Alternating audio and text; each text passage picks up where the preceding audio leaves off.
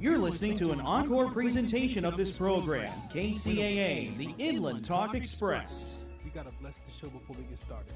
Let's go.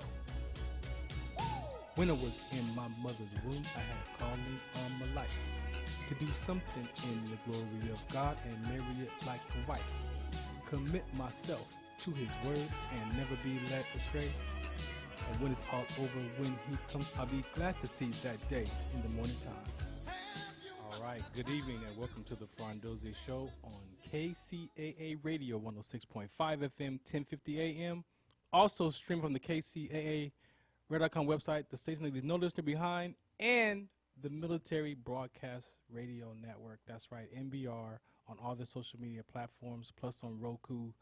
Again, thanks for tuning in. If you are in the Inland Empire and you got to get out of your car, grab your device, type in kcaradio.com, click listen live or watch live, and you can catch us streaming right now in the studio.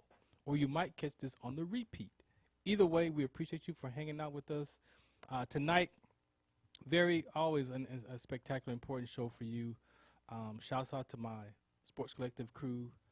They'll be back in another week or so. But yeah, what else? Let me see where I want to start at. I'm not by myself today. I have a special guest in studio here, Luis Reyna. We're going to get into some of his background. He is a veteran.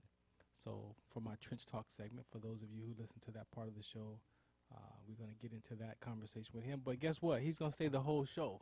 So we're going to go all the way back from before, during, and after his military service. And you'll get to know him. And ultimately, the conversation is for the relatedness, right? A lot of times people, I know I was taught in the military that civilians don't understand us. And so in my transition out of the service, I don't understand Farron. So how can I put that much pressure on you to try to understand me when I don't understand me? So what I discovered for myself is the relatedness. If we can have a relatedness conversation, that opens up the door to have, further dialogue, right? Until we can get to know each other and maybe realize that we're not much different as people, because we're not. We're human beings first, right? And so that's that part of that show that's important for me. Is even why I do this conversation. Let's see. Let's start with my ABA basketball team, the Ventura County Orcas. We are 0-3. Yes, we are 0-3 right now. Man, we lost that last game by 3 points. Such a heart-wrenching loss, but shouts out to my players and shouts out to the coach and the GM. But we picked up some bigs, so we got some bigger bodies on the court with us now, and I feel sorry for those who we come to play in the future. We have, 3 games in December, 1 home game and 2 away games. So if you want information about the Orcas, just make sure you go to orcasaba.com. You can catch us over there at orcasaba.com or also on Instagram at orcasaba. It is an ABA basketball team. However, I wanted to have a brand, right? So we talk about a lot of mental health, mental toughness, life skills, listening skills for our community, our fan base, which is elementary, middle school, high school students and their parents. And so we want to make sure that we take care of that next generation of basketball with some mental toughness and some conversations. So make sure you go check us out over there. What else? Man, make sure you put your mic up. And yeah, that's your mic there. Turn it on right here. Pull it up closer to you. Don't be shy. All right, man. Let's do this. Introduce yourself real quick. Just let them know who you are, and then we'll get started. Hi, my name is Luis Reyna. I'm local here from San Bernardino.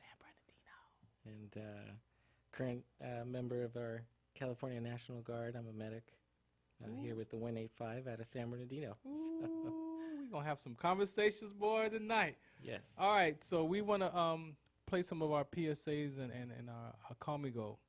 If you're not familiar with Call Me Go, it is a device that helps breathing, right? Panic attacks, stress.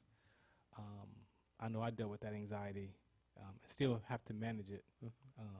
But for a lot of us veterans, we don't want drugs. We don't want medication. We want, natural stuff.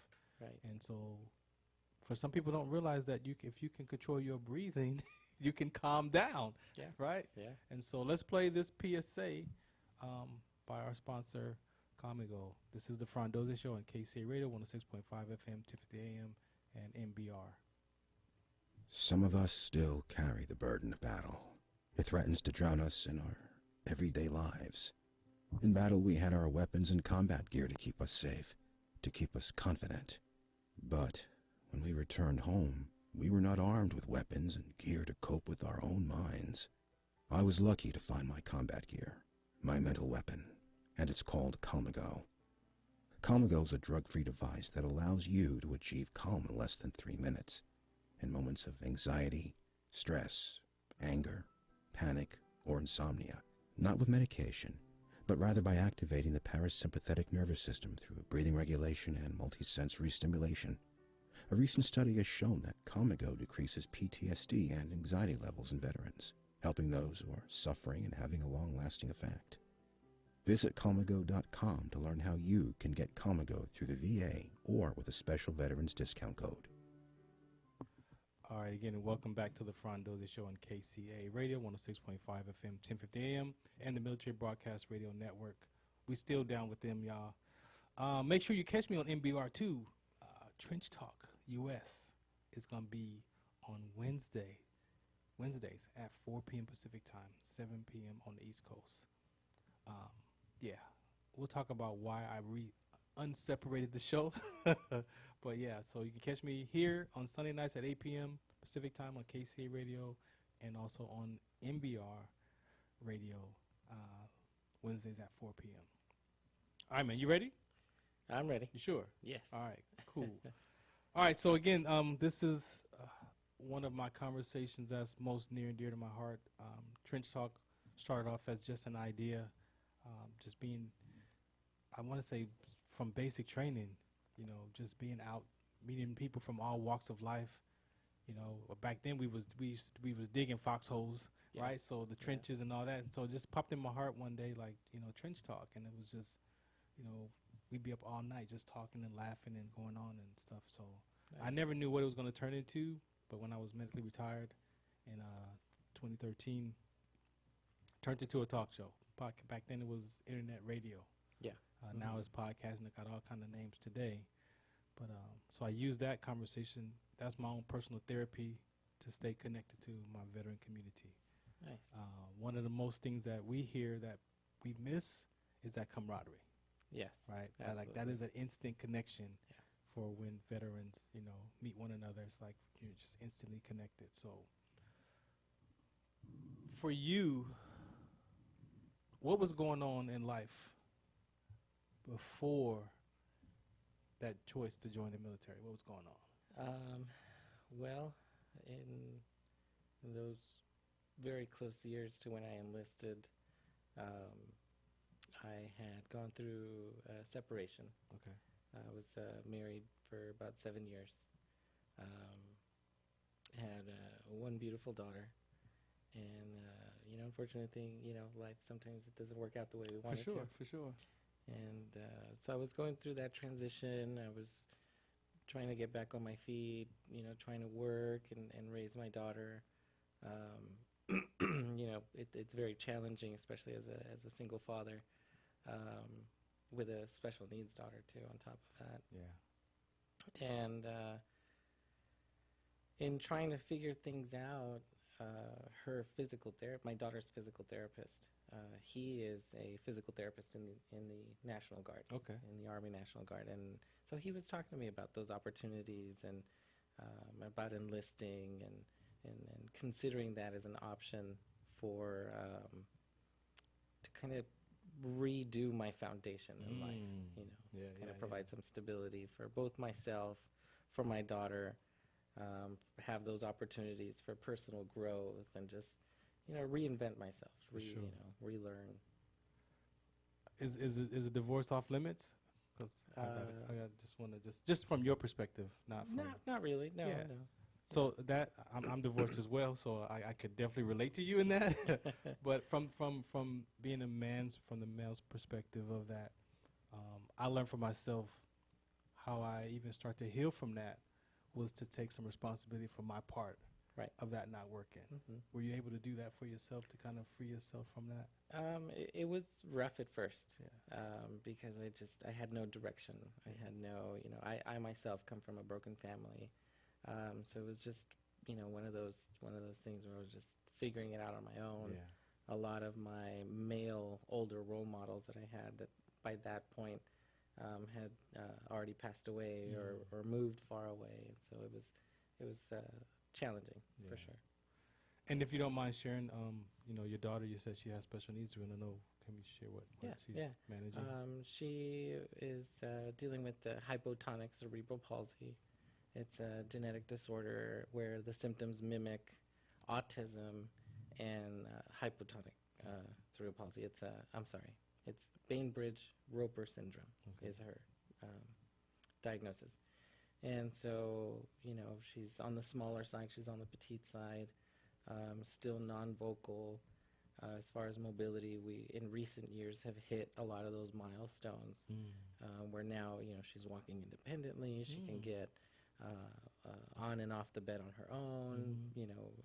She's bridging those gaps in communication, with signals and letting us know certain cues that we've picked up on. So potty training, just recently happened within the last 2 years. And how old is she now? 10. 10, yeah. And but when it comes to electronics, when it comes to problem solving and puzzles, I mean, she is brilliant. Yeah. Started working with her critical thinking skills at an early age when she was a baby, and now this girl, she can work electronics almost better than I can. Hey, I got a 5-year-old grandson, and I can tell you what, I think when he was 2, he was doing the iPad. Yeah. So they're born for their generation, as all of us. Right. I believe we're born for that era that we're born into. Yeah. You said it's genetic. So do you? Is that something that we're not sure yet. I know I'm coming up on a genetics testing in January, I believe. Will be my screening. I know her mom was already screened, and she came back negative as a carrier for that. But this genetic disorder is brand new. Wow. It was discovered in 2013. Wow. There are very limited reported cases worldwide. Hers happens to be one. And so we've got a great team of doctors that we're working with. Not really doing, the medication route. Yeah. Thankfully, everything we've done for her has been on the natural side. Yeah. And, I mean, we've had great success up to this point. Wow. And so, my heart definitely goes out to some of the other cases because we, her mom and I belong to these parent groups. Yeah, for sure. For kids with the similar disorder. And, we see cases that are a lot more severe. We see cases that are a lot less severe. And so, to kind of see where we're at and how blessed we are, for sure. I can definitely, again, I hope listeners, if you could self-examine your life, a lot of our families deal with, types of afflictions. I'm going to go spiritual on you if you don't mind. Mm-hmm. We're all born for a reason, right? And spiritually, those afflictions, that we're born with, I have an inherited gene myself, sickle cell trait, and I advocate for communities of chronic illnesses. So you fit right in my conversation of, if we're born for a reason and those afflictions draw us closer to God, right? As a father, like, how did you feel or dealing with that, having a child born with a chronic type of illness? It's a little bit bittersweet. Yeah. You take life as it comes to you, and being a man of faith myself, it's God doesn't give us anything that we can't handle, that He hasn't prepared us for, or that He's not willing to hold our hand and walk us through. Yeah. And these are just some of the challenges of life. My daughter is definitely a blessing, and despite her not being what you would consider a neurotypical child, she's special in her own way. We have a great relationship. We have a great bond, and you know, we make the most of life that we can. Yeah. And for those of you who are fathers, this is something that us as men, we really need to be able to open up and share these kind of conversations. A lot of times as men, we suffer in silence, right? Mhm. And like trying to find people to talk to that can connect with us and things like that. So I speak from the male's perspective because I've went through a lot myself, and God has delivered me from a lot of things, and I'm still working on stuff and, you know, And it's coming out hard. my own. It's really hard. Yeah.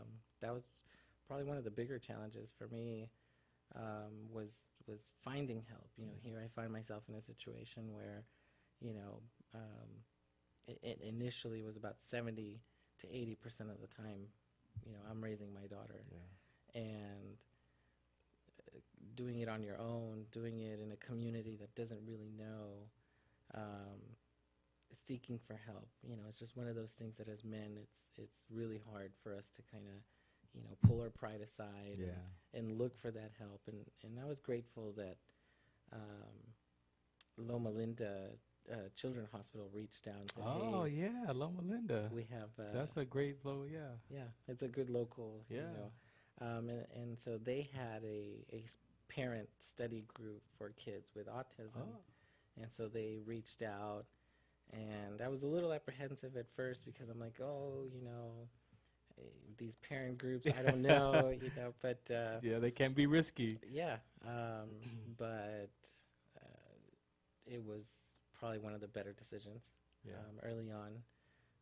Definitely broke me out of my shell, broke me out of my comfort zone. Yeah. I met a lot of amazing parents through this group, a lot of amazing kids, and learned a lot about what community resources are available, learned a lot about the Inland Regional Center, which is our local big help for parents in that way. And it was a blessing. It was a blessing, and definitely, you know, to any parent out there, it is the hardest step to take, but it is, once you've done it, it is so much relief and pressure taken off your shoulders. Yeah. I know, I can imagine, my daughter has a trait, and I have a family member with sickle cell, but I can only imagine when I look at my own life, right, because with my own afflictions and my own health deteriorating, it's like sometimes that defines us, Mm-hmm. right? And I almost put on that jacket of I'm a disabled veteran, Right. like where I was gonna sell my motorcycle. I have to, I can't do nothing anymore, right? Yeah. Did you kind of help your daughter manage through that? Yeah. Or how do Yeah. you, You know, I've always encouraged her and worked with her to try and give her that independence, that strength. You know, I'm not a believer in baby talk. You know, I talk to her like I talk to a regular adult, and even though, you know, her communication back is limited, I will have these full-on grown conversations with her. I like that. And you know, and I know she gets the humor. You know, she definitely gets the humor. She'll laugh, and you know, she understands. Yeah. She definitely picks it up, and you know, and just, you know, those words of affirmation. You know, calling her as the big girl that she is, not so, you know, not so much the baby talk. For sure. And thank you for sharing that. I appreciate you. This is the Farron Dozier Show on KCA Radio and MBR platforms. Again, Louis Reyna is here. That's that community outreach. You know, it's so important that no one escapes it. I mean, no one escapes it. I've had friends who, you know, went through life and didn't have anything wrong, and all of a sudden now they got health issues. I don't think anybody really escapes that, right? No. And so just being able to find that community of people, you know, I call it not swim in denial, right? But you also got to be careful, like you said, when those diagnoses come up on us, like, don't let your mind go there, right? Because your mind will go there, and then that's going to be a whole nother dark space to kind of get out of. Well, yeah, and I mean, it's easy to to get angry, to blame life, or to blame God, or to blame yourself, and and even though anger is a necessary step in coping. There's nothing wrong with anger. There's Being nothing angry, wrong there's with nothing anger, wrong with it. but let it motivate you into a positive Yeah. instead of drag you down into a negative. No doubt. Appreciate that. We're going to play some sickle cell trait platforms. If you want more information about sickle cell trait, make sure you go to wdconsct.org. That's my foundation. That's my organization that I advocate for, and we'll talk about that later on. But this is the Farron Dozier Show on KCA Radio, 106.5 FM, 1050 AM. Shout out to What's the Count. Some of us still carry the burden of battle. It threatens to drown us in our everyday lives. In battle, we had our weapons and combat gear to keep us safe, to keep us confident. But when we returned home, we were not armed with weapons and gear to cope with our own minds. I was lucky to find my combat gear, my mental weapon, and it's called Calmago. Calmago is a drug-free device that allows you to achieve calm in less than 3 minutes in moments of anxiety, stress, anger, panic, or insomnia, not with medication, but rather by activating the parasympathetic nervous system through breathing regulation and multisensory stimulation. A recent study has shown that Calmago decreases PTSD and anxiety levels in veterans, helping those who are suffering and having a long-lasting effect. Visit Calmago.com to learn how you can get Calmago through the VA or with a special veterans discount code.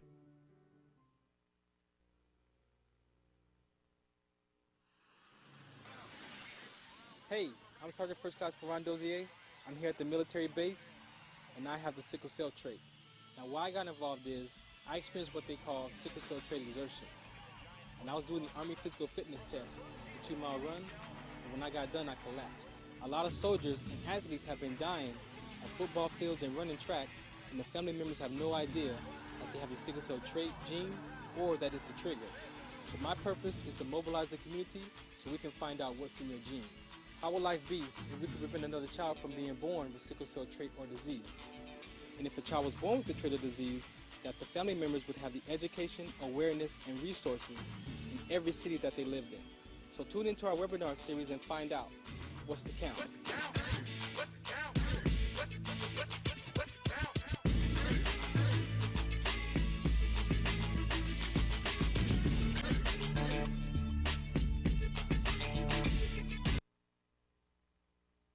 Welcome back to the Farron Dozier Show on KCA Radio 106.5 FM, 1050 AM, and the Military Broadcast Radio Network. So we've been talking to Luis about some outreach, the before service, and his daughter, man. So again, thank you for sharing your life in that aspect of it. So let's get into this military choice. Yes. Out of all the branches, you chose the National Guard. What was the process in that? It was a little bit challenging. I decided to enlist right at the peak beginning of COVID. At the very young age of 29.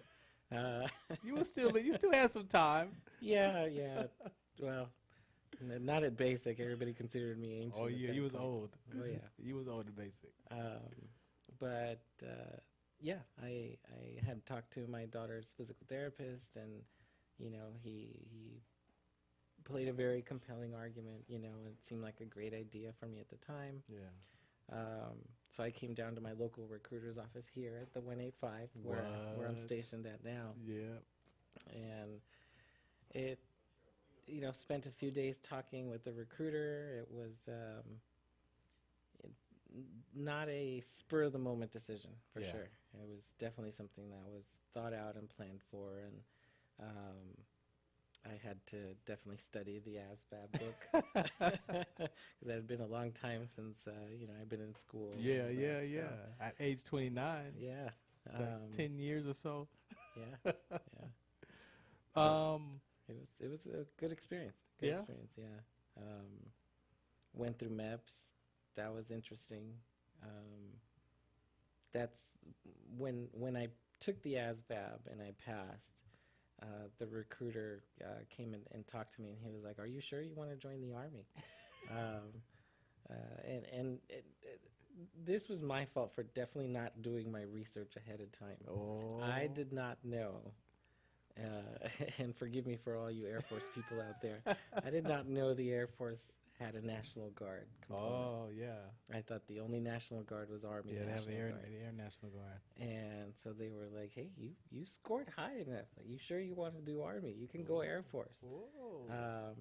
And I thought about it, and I talked to the recruiter, and I'm like, "Well, is it a simple process to?" He's like, "No, you would have to go talk to a recruiter for the Air Force, and then redo your appointment with MEPS and retake the test and pretty much start all over again."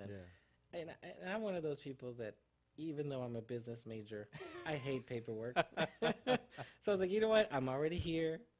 I've already started the paperwork for the Army National Guard.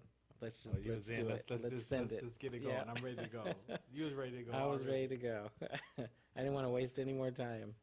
Wow. And so I signed my contract October of 2020, and in March of 21. Oh my goodness. That's pandemic. They were still taking recruits in Oh yeah. Oh yeah. We all were wearing masks and standing 6 feet apart at MEPS, but yeah, they were still taking a good number of recruits. I know for me, there was one point, I think it was like 3 weeks into basic training, and we had did some maneuvers that day. I think we got smoked, that day pretty bad. And I was laying in my bunk. I was on the top bunk, and my mind, I was like, what am I doing here? Right? Yeah. And then when I asked myself that question, it was like my brain clicked, and I was no longer a civilian. It became like the soldier mindset. Everything became a routine, and it was just like, I felt like life shifted. Did you have one of those moments at all? Or no? Yes and no. Not in that sense. Mainly because I was already a little older. Mm-hmm. I already had some life experience. I knew that what I was getting into was not going to be easy. Yeah. But I also understood if I do what I'm told, when to do it, how to do it, so I already had that mentality. Okay. It's like, I'm here to get a job done, and the drill sergeants are the ones to instruct us on how to do it. Yeah, for sure. So as far as that, I didn't have so much of like an epiphany moment. Yeah. But I did have one moment, which was about the same time, 3 to 4 weeks in. It was in March, the end of winter for Oklahoma, and we're out there in the field. 5 o'clock in the morning, grass is frozen. We're in shorts and t-shirts, and laying there in that frozen grass, just hoping for the sun to come over the horizon. I was like, what am I doing here? Oh, there it was. There it was, yep. But, and at the same time, being on the older side, I realize I'm not the only one here. Yeah. We're all going through this together. Yeah. What can I do or say to just shift that mentality? And so I've always been pretty witty. So the first thing that comes out of my mouth was, "Man, this is the worst summer camp ever." And at that point, it's like the whole energy shifted. People are laughing. I mean, to the best of our ability to not, make such a ruckus. But, and from that point on, it became easier. Let's touch on that, because most of us joined when we were like teenagers, right? And I think we did have a couple of guys that was in their 20s, close to their 30s. How did you deal with that? It was rough. There was a handful of us that were older than 26. And so we were considered the old guys. The hardest part was dealing with the immaturity of the younger guys. Yeah, for sure. And a lot of these younger guys, they're coming right out of high school. They're peak physical condition. They're runners. They're football players. They're soccer players. They're baseball players. So to them, 1,000 push-ups in a day is nothing. But to us older guys, it's we're out there huffing and puffing. And So that was probably the hardest part, was getting them to understand that, you have to grow up. Yeah. You have to take this serious, that, we're not civilians. Mom and dad aren't going to come to the rescue. There's no one. Exactly. You signed up for this, you got to get it done. Yeah. So Of all the job skills, you picked medic. I picked medic. Yes. That means you went to Fort Sam Houston. Yes. Woo! In the summer. Woo-wee! Yeah. So I too joined the National Guard first, to become a medic. Mm-hmm. But we was in the last 2 weeks of the AIT, and I played flag football for the company, and went out for a pass, and got tripped up with the guy that was guarding me, and I had a concussion, hit the ground, concussion. So I was unable to finish. So they called my unit like, hey, he's a holdover, medical hold. You guys got to either, we're going to send him back home, or you got to find another job, after I heal. Yeah. And so I ended up going to Fort Lee. Okay. But I was at Fort Sam Houston. Yeah. Oh, my goodness. That's all I could say. Yeah, it's an experience. I've never been in so much humidity in my life. I don't think I'll ever go back. No? Not even to the Riverwalk? Not even to the Riverwalk. Oh, no, come it was just too hot. Well, maybe not in summer. Yeah. Maybe spring. We'll see. But yeah, I mean, it was a wonderful experience. The people that I went there with, amazing people. You make these lifelong friendships, partnerships. And I have friends all over the world now that otherwise I would have never met. Yeah. That part of your career, what's like the most memorable thing that you would say you remember from that? Well, that phase? from AIT, from basic, the camaraderie, building those relationships. It was rough, but I do believe that it was not as psychologically challenging because of COVID being so rampant. The Army still trying to figure out what regulations to put in place, and drill sergeants with masks are a lot less intimidating. Right. Than, when they're in your face, 6 feet away from your face. I can't even imagine that. It was a very unique time and experience for and sure. You survived that, and I survived it. Being in a room with 62 other guys, praying to God nobody got sick with COVID because you didn't want to catch it, and then not only that, but not so much in basic, but when I got to Fort Sam, refusing the vaccine. Whoa. That was a challenge. I was part of that handful of medics that just stood their ground and refused the vaccine. Really? And I stood on the side of genetics, and so that was my argument. With these majors and colonels that would try to convince us and talk to us and counsel us, and it's like, no, I was like, I understand the science. I was like, you're not going to argue with me on the science because I understand the science. Like, I'm not going to put something in my body where later on down the road I will become ill-compatible to my daughter if we ever decide to go down the route of gene therapy. Ooh, that's a hard stance. Right. And ooh, and we say family first in the military too, huh? Yeah. Ooh, we live by that too. Yeah. Ooh, I like that. Almost cost me my career right out of the gate with the military on several occasions. Even when I got to my home unit, it was still because they were still mandating it. They were still, you have to get it done. And I'm like, well, I'm not going to.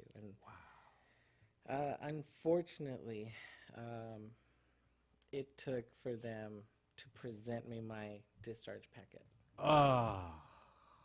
For me to really consider, give in, and it's like, look, at the end of the day, I'm doing this for my daughter, and I need to provide some stability. I can't afford to be kicked out of the Army. Which is what the threat was. Yeah. So literally, gun to the head, had to take the COVID vaccine. Wow. and then for a few months later for it to no longer be mandatory. Yeah. So it was- That whole big challenge. COVID era, man, for us to go through that and live through that. Did you ever end up having COVID or no? I did. Yeah, I did, and I have had to it, say that it's unfortunate to those that had it very severe. for sure. I was fortunate enough that I've had flus and colds that were worse. Yeah. Okay. And I know that everybody experienced different things. I know people lost family members. Yeah, because for of sure. it. Yeah. So I don't downplay the severity of No, COVID. we don't. Yeah, not at all. But at the same time, the same way that a virus affects one person different from another, Right. vaccines should also be tailored from one person to another. You Yeah. can't have this Across herd the board. immunity mentality. One vaccine fits all. Yeah, I got my issues with that too because my health changed after I got the Johnson & Johnson. Same. Yeah. Same. I had Moderna. Yeah, and Yeah. my health. I know my health changed. Yeah. So yeah, but I it was a choice. My grandson was very young, and everybody was getting it done, and I had to quarantine before I could, all that stuff, and it was like, you know what, let me just, cause I want to be able to watch him and take care of him and things like that. So that was I had a lot of reasons, but I made a choice, right? So if you don't understand the difference between a decision and a choice, is if you make a decision, it's based off a reason, and if that reason doesn't turn out like you think it should, you defend that reason, Right. and you get stuck. A choice allows you to choose and then choose freely because it wasn't for a reason. So when my health shifted, I wasn't mad at my choice, but I do know that my health definitely was impacted by that choice. Yeah. And thank you again for sharing that part.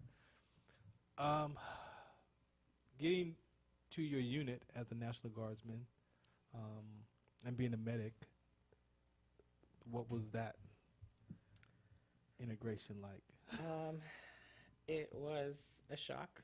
I got to my unit in September of 21, October of 21. And the day that I got to my unit, I was handed a deployment letter. It's like, we're going to Poland for a year. And then so then that became a tough decision to say, yes, I will follow orders and go on this deployment with everybody. Or your daughter. No, I have to stay home because my care plan isn't 'cause up your to. family yes. So it was a tough decision to make, because here I am brand new to the unit, and they're going on a deployment, which, you want to build that trust. You want to build, that That's what we signed up familiarity for. with your unit, right? Yeah. It's what we sign up for, and then not being able to fully commit to that was very difficult. Yeah. Thankfully, I was fortunate enough to be a part of the rear det.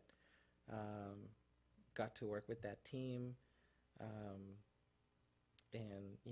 made a success out of it. Yeah, for sure. There's still work to be done here. For sure. And then I learned, not everybody goes on that deployment. Yeah. It's those that are able to, those that can make the commitment to be gone for that long. Yeah. And there's plenty of opportunity, especially with the Guard, that there's that flexibility, thankfully. People don't realize the Guard changed. We used to just be, when I joined, it was just state emergencies. Mhm. Yeah, now Yeah. the Guard is, we yeah. get called Every which way. for everywhere. Again, and thank you for sharing that. Let's talk about some mental toughness before we go to this first break. How important is mental toughness to you? Very. It was one of those things that I developed as I was going through boot camp, as I was going through AIT, having to dig deep, and the fact that I had gone through such a hard period before enlisting. Right. That is the hard times that I went through on that, the negative experiences that I went through with that, fueled my drive to push through any physical and mental obstacle that I had. I like that. Because sometimes, especially with divorce, people, I mean, like you said, my parents weren't married, but I seen my mom go through divorce, mine twice. It's like, that's a hard part of life. Yeah. When you don't go into a relationship thinking that that's going to happen. Right. But so much of that emotional charge, I don't know, I don't even know how to say it to you right now, but I just know that I had to really, most recently, the last 5 years, just go and just dig, self-discover, and get free from the first 40 years of my life. Yeah. Like literally, I Yeah. just had to go back and challenge my religious beliefs, my ideology, my philosophy, and my theology. Like at 40, I challenged all three, and I found new all over, brand new stuff that fits me of who I am today, and it helped me heal in all those different aspects of my life, and I'm so grateful for that and what God has provided for us. You know, if you utilize those principles, a lot of those principles, and they're in therapy. I took cognitive behavior, I took personal development, and I use the word, and I use all three. Yeah. You know, and but I filter all of it through what God has to say. That's where I'm at today. Is I use the mental health, the personal development courses, the grievance classes that I took from the VA. All that gets filtered through what God has to say, and 100%. God's views is way better than mine, and way better than what the world has to say about life experiences. And so, for me, I had to go through that process. Mental health for me is very important. I have sickle cell trait. I collapsed based on AIT. No, I'm sorry. I collapsed at ANOC, working my master sergeant rank, and at Camp Roberts, and in 2006. Wow. And I had no idea that sickle cell trait could have those kind of complications. The Air Force Base found it. I was transferred to Michigan, so I did a physical for that supply job position, and that physical, 10 years in, they found my trait. No problems, you shouldn't have any issues. And then a few years later, I collapsed. Almost died from that. And so taking that negative experience of my health, and then finding out that, oh, wait, if we're born for a reason, then how does the sickle cell trait play a part in that? And then I found that whole life in the Bible of God showing me that this is what you were born with, and this is why. True. The military was to get you where you are right now. Yeah. Right. And so a lot of us don't realize that. A lot of us, again, my identity, I can tell you looking back now, was in my rank. So my depression and anxiety, a lot of that stemmed from the basketball identity, then to the soldier, and then, like I said, when I became an E5, it was like that pride that comes with that and all that responsibility. For me, it was like, and so when that uniform was taken away, it was like I didn't know who I was as a person. So I like to share that because a lot of our veteran community, we lose ourselves in that uniform. Does your daughter keep you balanced between those two worlds? Yes. Yeah. Yes, she definitely does. And I mean, it goes both ways. You know, I bought her a set of OCPs. You know, so sometimes we're walking around in our military uniform. You know, but yeah, definitely she keeps me grounded. She keeps me humble. She keeps me a positive person for sure. And the work that I do too in the community as a medic, you know, being in that medical field definitely adds to that humbling experience. You know, being more of a servant than anything. Let's touch on that community piece. I saw that you are part of LULAC? Yeah. Yes. So talk about that. The League of United Latin American Citizens. Yeah. I'm the president of the California LULAC's Veterans Council for Southern California. Even though we're the only Veterans Council in California. So we work with and represent veterans in the Hispanic community all throughout California. And even at the national level, we have a national vice president for military and veterans affairs now. What? We're going to come back to that. Joe, let's play that Spanish sickle cell trait PSA that I have. This is the the Farron Dozier Show on KCA Radio, 106.5 FM, 1050 AM. Shout us out, what's the count? Hey, I'm Sergeant First Class Farron Dozier. I'm here at the military base, and I have the sickle cell trait. Now, why I got involved is I experienced what they call sickle cell trait exertion. And I was doing the Army physical fitness test, the 2-mile run, and when I got done, I collapsed. A lot of soldiers and athletes have been dying at football fields and running track, and the family members have no idea that they have the sickle cell trait gene or that it's a trigger. So my purpose is to mobilize the community so we can find out what's in your genes. How will life be if we could prevent another child from being born with sickle cell trait or disease? And if a child was born with the trait or disease, that the family members would have the education, awareness, and resources in every city that they lived in. So tune into our webinar series and find out what's the count. What's the count? What's the count? What's the count?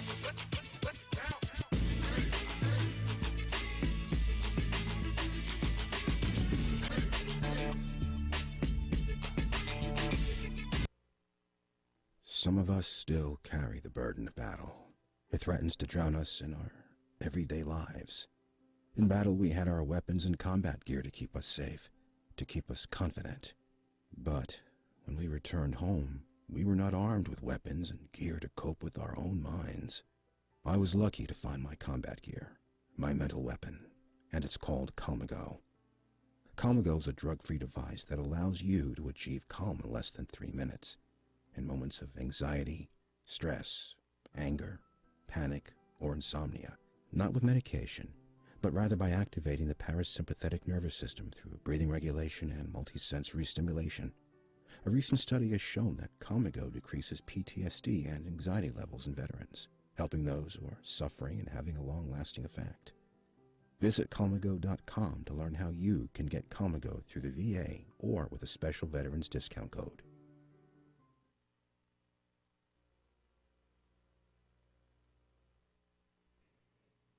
Muchos de nosotros nos vemos afectados por la enfermedad de células falciformes a diario y un número creciente simplemente no nos damos cuenta. Los impactos de esta enfermedad afectan a todas las personas y en especialmente a las personas de color y con antecedentes diversos. Estar en servicio conmigo y con los demás a medida que creamos una mayor conciencia sobre cómo identificar y dirigir el tratamiento de los rasgos de células falciformes y ayudar a las familias a saber cómo superar el trastorno de células falciformes. www.onsct.org.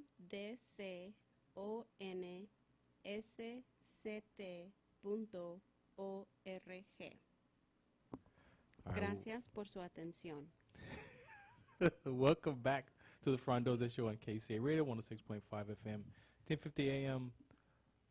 Also, the Military Broadcast Radio Network. We got a few minutes left, man. I actually asked for a couple of songs. You gave me this one for your mental toughness. I'm going to play just a couple of bars of that.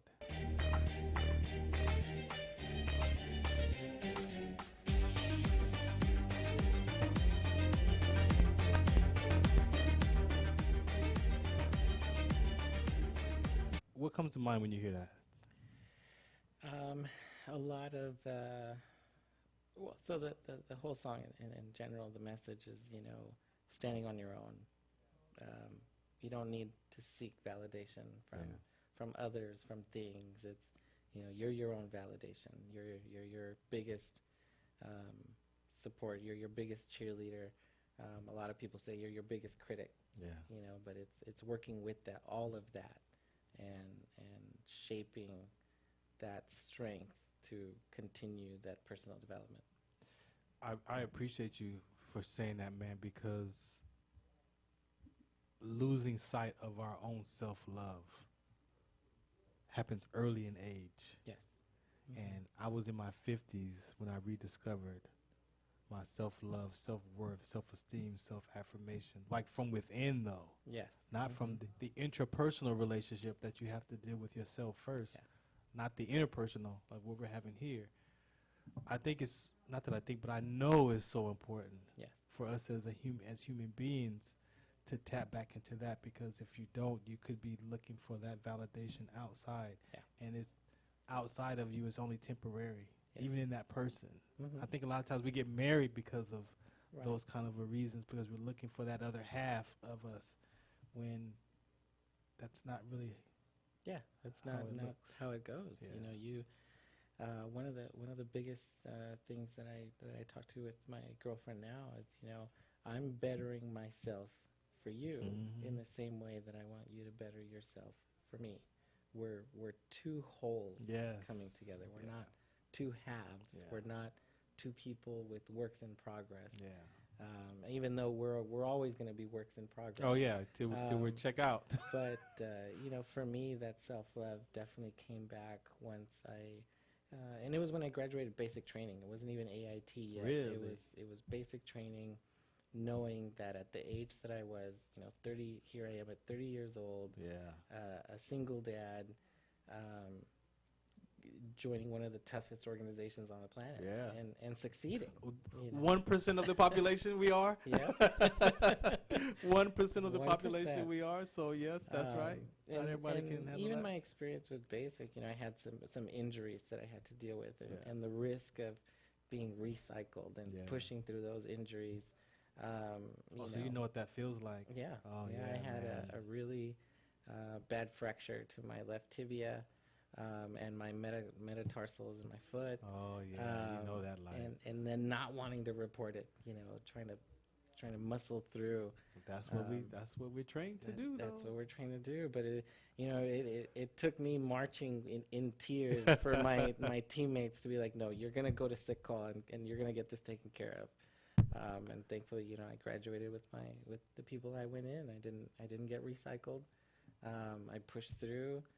And, you know, continued to deal with some of those issues when I got to AIT. And having that support. All right, we got. That's it? Are you serious? Well, this is your. That goes to our last comment right there. This one here, you said is for your mom. Yes. Maya? It's called Guatemala. Guatemala. Yeah.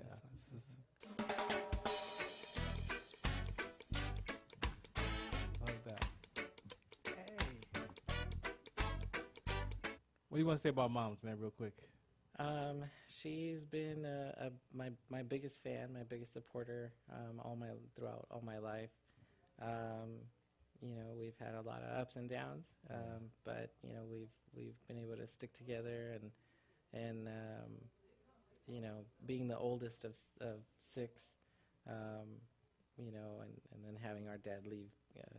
Unfortunately, he was deported, and so having to take on that responsibility, it was rough, but we pushed through and we did it. You know, so she's a trooper. Definitely. And lastly, for Pops, what do you want to say about Pops when you hear that guitar? In his youth, he was just always, you know, very high energy, headstrong. You know, learned the values of hard work from him. For the time that we did have him with us, you know, that man never gave up, never had a sick day. Even when he was sick, he would still push through, go to work, because he knew his responsibilities. You know? Shouts out to Pops. Yeah. Those of you listening to it, and we appreciate you, man. Thank you for hanging out with us tonight, man. I really appreciate you. Shouts out to Lisa for that connection. And please check out, you know, LULAC.org or CaliforniaLULAC.org. I know we didn't talk a whole lot about it, but but we will. You'll be back. We got some more conversations left. All right, this is the Farron Dozier Show and the Military Broadcast Radio Network. Shout us out, what's the count? Thanks for listening in. We'll be back next week. Some of us still carry the burden of battle. It threatens to drown us in our everyday lives. In battle, we had our weapons and combat gear to keep us safe, to keep us confident. But when we returned home, we were not armed with weapons and gear to cope with our own minds. I was lucky to find my combat gear, my mental weapon, and it's called Calmago. Calmago is a drug-free device that allows you to achieve calm in less than 3 minutes in moments of anxiety, stress, anger, panic, or insomnia. Not with medication, but rather by activating the parasympathetic nervous system through breathing regulation and multisensory stimulation. A recent study has shown that Comigo decreases PTSD and anxiety levels in veterans, helping those who are suffering and having a long-lasting effect. Visit Comigo.com to learn how you can get Comigo through the VA or with a special veterans discount code. KCAA. Hey, this is Gary Garver. If you work out like I do,